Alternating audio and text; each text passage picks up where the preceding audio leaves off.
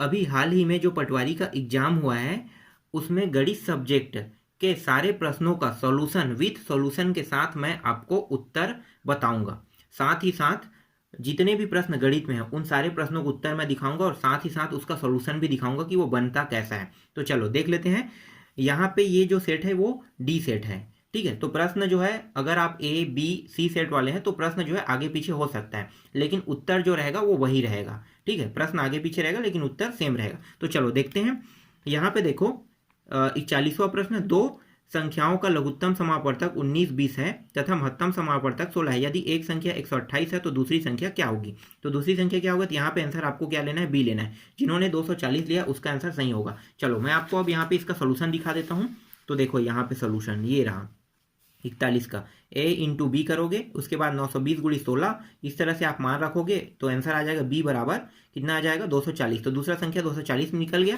चलो आगे देखते हैं। इसके बाद देखो 41वां प्रश्न देख लेते हैं, सॉरी 42वां में देखो x माइनस 1/x इक्वल 1/2 हो तो यहाँ पे इसका मान हमें निकालना है। तो इसका मान कितना आएगा? इसका मान जो आ रहा है वो आ रहा है 9 आ रहा है। जिन्होंने भी a लिया है, जिनका a निकला है उसका मान सही रहेगा 9। अब इसका हल कैसे होगा? तो देखो इसका भी हल मैं आपको दिखा देता हूँ 42वां प्रश्न का। यहाँ पे देखो, ठीक है, 42वां प्रश्न देखना। एक मिनट, यहाँ पे साफ नहीं आ रहा है, चलो कोई बात नहीं, थोड़ा सा धुंधला है।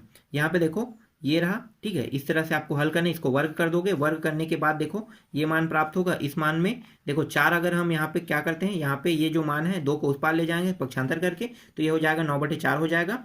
और फिर अंत में जब इन दोनों पक्षों में क्या है, हमें 4 भी लाना है ना, तो इसका मान निकालना है। तो देखो 4 का यहाँ पे दोनों पक्षों में गुणा कर देते हैं, तो ये 4 का गुणा कर दिया तो यहाँ पे बचा कितना? सिर्फ 9। तो ये आगे यहाँ पे 9 आ गया। इस तरह से आपको हल करने हैं। चलो आगे दिखाते हैं। उसके बाद नेक्स्ट प्रश्न है 43वां। ठीक है, 43वां में देखो, यदि किसी संख्या का 40% 20 है तो उस संख्या का 25% कितना होगा? 25% कितना होगा ये बताना है। तो यहाँ पे आंसर आएगा डी आएगा। कैसे आएगा इसको भी मैं आपको दिखा देता हूँ।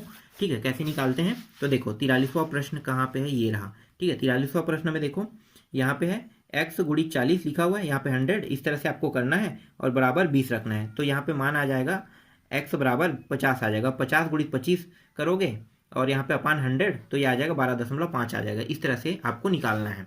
चलो आगे देखते हैं 44वां प्रश्न। यहाँ पे देखो 44वां प्रश्न में क्या है, एक साइकिल वाला है ना, तो इसमें कितना आएगा आंसर? तो यहाँ पे इसका जो आंसर आएगा वो आएगा 850 आएगा। अब 850 कैसे आएगा? तो इसको भी मैं आपको दिखा देता हूँ, थोड़ा फास्ट दिखाते जा रहा हूँ। ठीक है, यहाँ पे देखो, एक सेकंड, कहाँ पे है?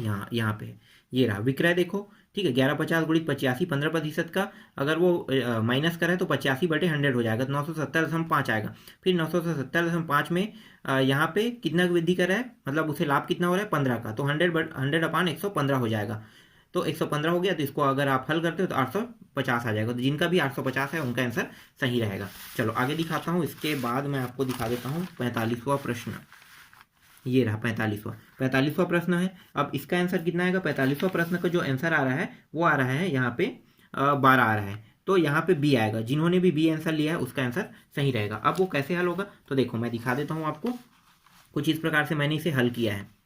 एक सेकंड, कहाँ पे है? हाँ ठीक है, यहाँ पे देखो ये रहा एम का मान। एम का मान हम पहले निकालते हैं। तो जो एम का मान आया वो आया है 6 - 35 आया। अब क्या करेंगे, यहाँ पे देखो मान किसका निकालना है? m+1/m का मान निकालने का है। तो इसको जब हम हल करते हैं पूरा तो इसका आंसर आ रहा है यहाँ पे देखो 12 आ रहा है। ठीक है, 12 आ गया। तो इस तरह से आपको आंसर निकालना है। चलो आगे देखते हैं। इसके बाद है 46वां प्रश्न। 46वां में देखो 500 से 1000 के बीच 6 से विभाजित होने वाली संख्याओं की संख्या, ठीक है, कितनी है? तो यहाँ पे आंसर आपको क्या लेना है? 83 लेना है। कैसे लोगे 83? तो मैं आपको दिखा देता हूँ, एक मिनट। इसका भी आंसर मैंने निकाला है। यहाँ पे देखो, ठीक है, यहाँ पे देखो ए का मान 504 हो जाएगा, डी का मान 6, टी का मान 996 हो जाएगा। ठीक है, इसके बाद आपको टी का सूत्र, ये वाला सूत्र लगाना है। सूत्र में मान रखते जाओगे तो ये हल होगा। तो इस तरह से 83 आ जाएगा। ठीक, इसका भी आंसर निकल गया। इसके बाद मैं आपको नेक्स्ट प्रश्न दिखाता हूँ 47 का। यहाँ पे देखो 47 वाला एक आयताकार प्लॉट की चौड़ाई वाला है ना, तो इसका आंसर कितना आएगा? मैं आपको इसका आंसर डायरेक्ट दिखा देता हूँ। इसका आंसर होगा 520। तो जिन्होंने भी सी ऑप्शन लिया उसका आंसर सही रहेगा। तो कैसे निकालना है देखो मैं आपको दिखाता हूँ। यहाँ पे देखो यहाँ पे लंबाई को 8x चौड़ाई को 5x इस तरह से मानना है यहाँ पे, फिर इन दोनों को घटा देना है, 60 हो जाएगा, फिर x का मान 20 आएगा। x का मान 20 को अगर इस तरह से रखोगे तो इसका 160 और इसका 100 हो जाएगा। फिर परिमाप का सूत्र लगा दो, परिमाप के सूत्र में 520 यहाँ पे आंसर आ जाएगा। समझ में आ गया? चलो आगे देखते हैं। इसके बाद देख लेते हैं 49 देख लेते हैं। ठीक है, 49 में देखो 49वां प्रश्न कहाँ पे है, ये रहा 49वां में आएगा आपका आंसर आएगा 110 आएगा। कैसे आएगा इसको मुझे बताने की जरूरत तो नहीं है ना, इन दोनों को जोड़ दोगे, जोड़ने के बाद क्या करोगे 180 से घटा दोगे, तो 180 से घटाओगे तो 110 आ जाएगा। तो इस तरह से ये 110 आया है। चलो आगे देखते हैं। इसके बाद 50वां प्रश्न, ये रहा 50वां प्रश्न। ठीक है, कौन सा है, समरूप त्रिभुज वाला है। ठीक है, ये त्रिभुज वाला देख लो, 5/6 दिया है, 5x 6x आप ऐसे करोगे तो ये आसानी से आ जाएगा। इसका भी तो इसका भी मैं दिखा देता हूँ। इसका आंसर जो होगा वो 90 सेंटीमीटर होगा स्क्वायर। तो ये वाला आएगा, यहाँ पे जिन्होंने बी लिया है उसका आंसर सही रहेगा। तो चलो इसका भी मैं आपको आंसर दिखाता हूँ, 1 मिनट। 50वां प्रश्न ना, ये रहा, देखो यहाँ पे कैसे आया है। तो इस तरह से आपको करना है, 5x 75, x का मान कितना आ गया 15 आ गया, फिर 5 × 15 बराबर 90 और 90 सेंटीमीटर स्क्वायर। इस तरह से आपको हल करने हैं। इसके बाद आगे दिखाता हूँ मैं आपको 50 के बाद 51 दिखाता हूँ। 51 में देखो कहाँ पे है 51, हाँ ठीक है यहाँ पे।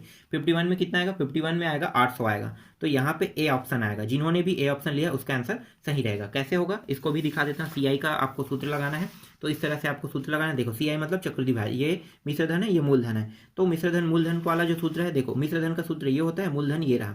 अब हम इसको रख के हल करते जा रहे हैं, तो हल करते करते देखो कहाँ तक जाएंगे, यहाँ तक के। तो मूलधन कितना प्राप्त हो गया 5000। अब 5000 प्राप्त हो गए तो अब हम यहाँ पे साधारण ब्याज वाला सूत्र लगा के यहाँ पे 800 निकाल लेते हैं। तो इस तरह से आपको निकालना है। समझ में आ गया ये भी? चलो आगे देखते हैं। इसके बाद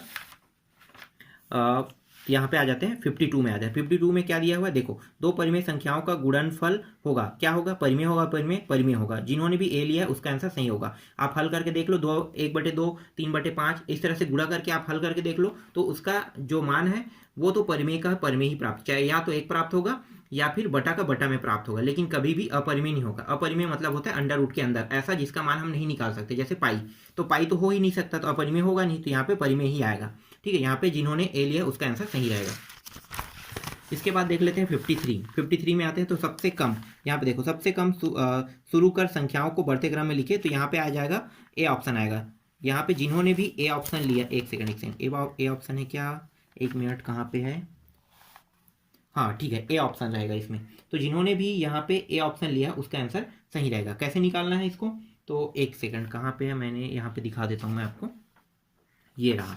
ठीक है, देखो 80 है, तो 80 जो है 8 × 8 = 64। ठीक है, तो 8 निकल रहा है तो 8 पॉइंट कुछ निकलेगा, और ये 9 होता है, और इसका हो 1 सेकंड, कहाँ पे, हाँ यहाँ पे, इसका 10 होता है और इसका 16 होता है। ठीक है, तो इस तरह से आपको निकालने हैं। तो ये वाला जो ऑप्शन जिन्होंने भी लिया है, तो ए वाला ऑप्शन उसका सही रहेगा। ठीक, समझ में आ गया? चलो आगे देखते हैं। इसके बाद है 54 में देखो, यहाँ पे 54 क्या है, यहाँ पे प्रश्न देख सकते हो, एक परीक्षा में 80% विद्यार्थी अंग्रेजी में उत्तीर्ण वाला। ठीक है, 70%। तो इसको कैसे हल करोगे, तो इसको भी मैं दिखा देता हूँ। इसका आंसर कितना होगा, इसका आंसर जो होगा वो 240 आएगा। तो जिन्होंने सी लिया है उसका आंसर सही रहेगा। अब बनेगा कैसे, मैं विथ प्रूफ के साथ आपको दे रहा हूँ ना सारे प्रश्नों को उत्तर। तो यहाँ पे देखो उत्तीर्ण हुए, अनुत्तीर्ण हुए, दोनों विषयों में अनुत्तीर्ण हुए, और केवल एक विषय में अनुत्तीर्ण हुए, तो ये इसमें घटा देंगे। ठीक है, अनुत्तीर्ण कितना है 20 में दोनों विषयों में अनुत्तीर्ण हुए, तो इसको घटाओगे तो एक विषय में 10%, इसी तरह से 30 हो गया यहाँ पे। समझ में आ रहा है? इसके बाद देखो कुल प्रतिशत कितना होगा, अनुत्तीर्ण हुए 10 अंग्रेजी में है, 20 जो है गणित में है, और 10 जो है दोनों विषय में अनुत्तीर्ण हुए, तो 40 हो गया। तो उत्तीर्ण हुए कितना होगा, 40 से 100 में अगर 40 घटाएंगे तो 60 हो जाएगा। तो यहाँ पे 60 आ गया। आगे हल कर देते हैं। तो उत्तीर्ण हुए विद्यार्थियों की संख्या 144 दिया हुआ है, तो 144 के साथ इसको हल करेंगे तो x का मान 240 आ जाएगा। इस तरह से आपको हल करना है। इसके बाद देख लेते हैं 55वां प्रश्न देख लेते हैं। यहाँ पे थोड़ा सा साफ नहीं दिखाई दे रहा है, चलो कोई बात नहीं, समझते जाओ। यहाँ पे इसका मान कितना होगा, इसका मान आ जाएगा सी आ जाएगा। कैसे आएगा, मैं इसको भी आपको दिखा देता हूँ। ठीक है, विथ प्रूफ के साथ। यहाँ पे देखो a+b का वर्ग, ठीक है, करते हैं, और यहाँ पे 4ab यहाँ पे अनुपात में रख लेते हैं। तो इसका मान अगर 1 रखते हैं तो इसका मान भी 1 रख लिए, मान लेते हैं। तो दोनों का मान 1, तो यहाँ पे आ गया। अब 2 भी रखोगे तो भी वही मान आएगा, 3 भी रखोगे तो भी, तो अंत में आपको 1:1 ही प्राप्त होगा। इसलिए यहाँ पे इसका आंसर जो होगा 1:1 प्राप्त होगा। चलो आगे देखते हैं 56वां में क्या होगा। देखो यदि एक बेलन की त्रिज्या दुगनी कर दी जाए तो ऊंचाई समान रहे तो उसका आयतन होगा, तो 4 गुना होगा। जिन्होंने भी यहाँ पे बी ऑप्शन लिया उसका आंसर सही रहेगा। कैसे होगा तो देखो मैं यहाँ पे आपको दिखाता हूँ प्रूफ के साथ। यहाँ पे देखो अगर पहला को मैंने 5 मान लिया इसके त्रिज्या, तो इसको दूना करेंगे तो कितना होगा, 5 दूनी 10 हो जाएगा। बाकी ये दोनों मान सेम रहेगा। तो देखो इसका क्षेत्रफल कितना होगा, पाई आर स्क्वायर एच, और इसका भी पाई आर स्क्वायर एच होगा। ठीक है, तो ये कट गया सेम सेम, लेकिन आर ये छोटा है एक बड़ा है तो नहीं कटेगा। तो यहाँ पे इसके मान रख दो, तो 5 पंजे 25, इसका होगा 10 का वर्ग मतलब 100, तो 25 और 100। तो यहाँ पे देखो 100 में 25 से भाग देंगे कितना है, 4, तो यहाँ पे 4 गुना आ गया ना। तो इस तरह से इसे निकाला जाता है। चलो आगे देखते हैं। इसके बाद 56वां प्रश्न। यहाँ पे देखो 56वां प्रश्न कैसे बनेगा, तो यहीं पे मैंने बना दिया है, देख लो लगभग। यहाँ पे एग्जैक्ट मान नहीं आ रहा है, तो यहाँ पे आपको क्या लेना है, ए। जिन्होंने भी ए लिया है उसका आंसर सही रहेगा। कैसे तो देखो यहाँ पे मैंने पूरा हल किया है। हल करने के बाद देखो दो सही 33/40 आया यहाँ पे, तो यहाँ पे 13 दिया है, इसलिए ये थोड़ा सा टॉपिक गलत है। यहाँ पे 33 होना चाहिए था। ठीक है, तो ये रियल आंसर इसका। चलो आगे दिखाता हूँ मैं। उसके बाद 58, यहाँ पे देखो 58, देखो 58 में आएगा, यहाँ पे ए आएगा। कैसे आएगा इसको भी मैं दिखा देता हूँ विथ प्रूफ के साथ। 1 मिनट, कहाँ पे है, हाँ यहाँ पे है। ठीक है, प्रूफ देखो यहाँ पे ये रहा 58 का मूलधन, यहाँ पे आप देख सकते हो। ठीक है, ये मूलधन है, मूलधन वाला ये वाला लगाना है। पी रखोगे, समय 6 है। मिश्र धन जो होगा वो 2p हो जाएगा। साधारण ब्याज मिश्र धन माइनस मूलधन करोगे तो साधारण ब्याज का मान आ जाएगा p आ जाएगा। अब साधारण ब्याज का सूत्र लगा दो, सूत्र लगाएंगे तो यहाँ पे r का मान कितना निकल जाएगा, r का मान 100/6r निकल जाएगा। फिर इसके बाद देखो नया मिश्र धन निकालते हैं। तो नया मिश्र धन में फिर इस तरह से आपको मान रखना है, तो नया ब्याज होगा 3p हो जाए। फिर साधारण ब्याज का सूत्र लगा दो, तो यहाँ पे t का जो मान है वो आ जाएगा 18 वर्ष। तो जिन्होंने भी 18 वर्ष लिया उसका आंसर सही होगा। चलो आगे दिखाते हैं। फिर 59वां दिखा देते हैं। 59वां में देखो इसमें आंसर क्या आएगा, इसमें आंसर आ जाएगा 6 आ जाएगा। 6 कैसे आएगा, तो जिन्होंने भी ए लिया है उसका आंसर सही रहेगा। तो यहाँ पे देखो इसका आंसर कैसे निकला है 59वां का। तो देखो ये इस तरह से आपको करना है, ABC, ये सभी को जोड़ोगे 2a 2ab, इस तरह से। इसका मान 14 है तो यहाँ पे 14 हो गया। इन सभी को जोड़ें तो 21x आएगा। x का मान निकालते हैं तो 28/21 आ गया। फिर AB का कर देते हैं, तो 6 × 28/21 हो गया। a + b = 8, और इसके बाद a + b + c। ठीक है, इसका मान 14 होता है, तो AB का मान अभी कितना निकाले 8, तो 8 को रख देंगे यहाँ पे। C का मान आ गया 6, और यही मान हमें निकालना था। C का मान कितना हो गया, 6 प्राप्त हुआ। तो जिन्होंने भी 6 लिखा है उसका आंसर सही रहेगा। इसके बाद दिखाता हूँ मैं आपको 60वां प्रश्न। कहाँ पे है, हाँ यहाँ पे 60वां प्रश्न। इसमें आएगा 40/3 आएगा। इसको साधारण से आप हल करोगे, ये हो गया 3 दूनी 6 और 6 2 8। ठीक है, इस तरह से होगा। और ये 3 चौक 12 13 13/3, इसको टोटल उसके बाद गुणा कर दो और जो कटा है उसको काट दो, 40/3 आ जाएगा। तो यहाँ पे 40/3, इसको अलग से मुझे दिखाने की जरूरत नहीं है।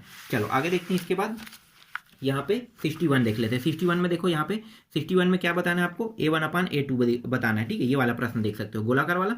तो यहाँ पे जो आंसर है 1/9 आ रहा है। कैसे आ रहा है, अगर मान लो उसके जो त्रिज्या है उसको अगर 1 करते हैं तो 1 रहेगा त्रिज्या, अगर 3 गुना करेंगे त्रिज्या 3 हो जाएगा। तो जब सूत्र लगाएंगे तो त्रिज्या 1 का 1 गुना मतलब वर्ग करेंगे तो 1 हो जाएगा, तो 1/, और 3 का कितना होगा, 3 × 9 हो जाएगा। तो इस तरह से आपको निकालने हैं, तो 1/9 आ जाएगा। A1/A2, इसको हल करके दिखाने की जरूरत नहीं है। चलो आगे देखते हैं। इसके बाद आ जाते हैं 62वां में आते हैं। 62वां में देखो ये वाला प्रश्न है। ठीक है, 5/9 चाल वाला है, 15 वाला, मिनट वाला है। इसको भी मैं आपको दिखा देता हूँ कैसे हल होगा। 1 मिनट, कहाँ पे इसका 62। ठीक है, चाल वाला है ना। तो देखो यहाँ पे इस तरह से आपको हल करने हैं। यहाँ पे देखो सामान्य चाल A है, सामान्य समय T है, गति जो है 5, यहाँ पे A उसके साथ इंक्लूड कर देते हैं, और यहाँ पे 9 है, समय T + 15 मिनट हो जाता है। इसके बाद AT का मान रखेंगे, इसके बाद 5/9 T + 15। इस तरह से आपको हल करते जाना है। ठीक है, बाकी आप हल करते जाओ तो यहाँ पे अंत में आंसर आ जाएगा T = 75/4। अब 75/4 किस में है, तो देख लो 75/4 यहाँ पे D में है, तो D इसका आंसर होगा। इसके बाद 63 देख लेते हैं। 63 में देखो 1 से 40 तक के वर्गों की, तो यहाँ पे मैं आपको डायरेक्ट दिखा देता हूँ कैसे प्रश्न बनेगा। ठीक है, 63 में देखो यहाँ पे आपको ये सूत्र लगाना है। सम के लिए n+1 2n+1 है। n का मान कितना होगा, 40 दिया, 40 तक के निकालना है। तो ये वाला इस तरह से आपको हल करना है। तो ये हो गया 81 और 41/6, तो ये हो गया। टोटल हल करते हैं, इसको भाग देते हैं, 5×5 आ जाएगा। तो ये आंसर होगा। यहाँ आपके कहाँ पे है, तो देखो B में है, तो इसका आंसर क्या होगा, B हो जाएगा। चलो आगे दिखाता हूँ। इसके बाद देखो 64 दिखाता हूँ मैं यहाँ पे। 64 में देखो इसका आंसर 1 हो जाएगा। कैसे हल होगा, इसको भी मैं दिखा देता हूँ। 64 में बहुत ही आसान प्रश्न आया था।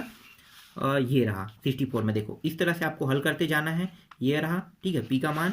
फिर मैं आपको आगे आपको दिखाता हूँ। ये हो जाएगा पी यहाँ से कट गया तो बचेगा 10 - 9 और यहाँ पे आर। तो यहाँ पे आर का मान कितना प्राप्त होगा? 1। यही इसका आंसर है। तो एक कहाँ पे है? देखो एक यहाँ पे ए है, तो जिन्होंने भी ए लिया है उसका आंसर सही रहेगा। फिर 65 में देखो, तो 65 में पहले लघुत्तम निकालना है इसका और नीचे वाले का महत्तम निकालना है। कैसे निकालते हैं? तो देखो मैंने इसको भी बनाया है, यहाँ पे आप देख सकते हो। 65 में इस तरह से आपको लघुत्तम निकालना है। तो ये हो गया 144 आया, और महत्तम समापवर्तक जो सभी से एक ही बार बस करना है आपको। तो 5 से सभी के सभी यहाँ पे भाग हो रहा है, तो यहाँ पे 5 आ गया। तो 144/5 कहाँ पे? 144/5 ए में है। तो इसका आंसर क्या रहेगा? ए रहेगा। ठीक है, तो जिन्होंने भी ए लिया उसका आंसर सही रहेगा। 66वां देख लेते हैं। 66वां में जो रहेगा उसमें आ जाएगा 6 आ जाएगा संतरा वाले में। ठीक है, क्योंकि 5 संतरे तो उन्होंने खुद बेचा है, तो एक संतरा एक्स्ट्रा हो जाएगा, 6 हो जाएगा। इसको भी मैंने निकाला है। 1 मिनट में इसको भी दिखा देता हूँ कहाँ पे है। ठीक है, यहाँ पे देखो 66वां में ये रहा। ठीक है, सूत्र हमने लगाया विक्रय वाला, और 100 ये लाभ वाला सूत्र, ये सूत्र है। अब विक्रय कितना मूल्य कितना है? 1/5। एक जो रुपया है और 5 संतरा वो बेच रहा है, लाभ 20%। क्रय मूल्य देखो 1/5 इस सूत्र में रख देते हैं। सूत्र में रखने के बाद यहाँ पे हल करते हैं तो 1/6 आ गया। तो एक जो है रुपया है, 1 रुपये में 6 संतरे उन्हें खरीदा, तो टोटल कितना हो गया? 6 संतरे उन्होंने खरीदा था। तो इस तरह से आपको निकालना है। ठीक, आगे देखते हैं। इसके बाद देखो यहाँ पे 64वां प्रश्न आ जाते हैं। 64वां प्रश्न में आ जाएगा यहाँ पे 3 आएगा। कैसे? ये जो 3 है तो इसका जो मान है वो भी 3 आएगा। तो यहाँ पे पाइथागोरस प्रमेय लगा दो। 5 और 4 पाइथागोरस प्रमेय वाला आप बनाया कि नहीं बनाया ना? दिखा देता हूँ मैं कैसे बनाते हैं। देखो यहाँ पे पाइथागोरस प्रमेय लगाया, इस तरह से ये होता है।